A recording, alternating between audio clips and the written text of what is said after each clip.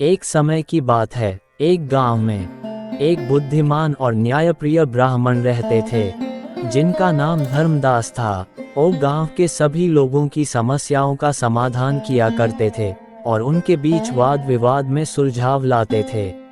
धर्मदास के न्यायप्रिय निर्णयों की प्रसिद्धि गांव के परे भी हो गई थी। एक दिन गांव में एक गंभीर समस्या उत्पन्न हुई। गांव के पास ही एक जंगल में एक भयंकर शेर ने अपना आवास बनाया था।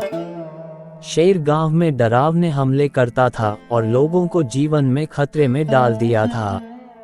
गांव वाले बहुत परेशान थे और धर्मदास से उनकी मदद की अपील की। धर्मदास ने लोगों के दुख देखकर उनकी समस्या को हल करने का निश्चय किया। वह अपने शिष्य के साथ जंगल में गए और शेर के सामने पहुंचे। वो शेर के सामने खड़े होकर उससे बातचीत करने की कोशिश की। धर्मदास ने शेर से कहा, शेर भयंकर जीवन के नाथ हैं, लेकिन आपका धर्म हमारे साथ नहीं है। हमें आपके आवास से निकलने की आगे कोई इच्छा नहीं है, लेकिन आपके आवास से हमें भय है। कृपया हमें यहाँ से जाने दीजिए। धर्मदास की वो संवेदनशील आवाज और उसके न्यायपूर्ण शब्दों ने शेर को दिल के कटार में छू लिया।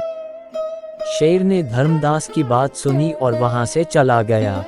धर्मदास ने शेर के जाने के बाद लोगों को खुशियां मनाई और गांव में शांति का माहौल पुनः स्थापित किया। लोग धर्मदास की बड़ी बदौलत उनकी सराहना करते और धर्मदास का आभार व्यक्त करते।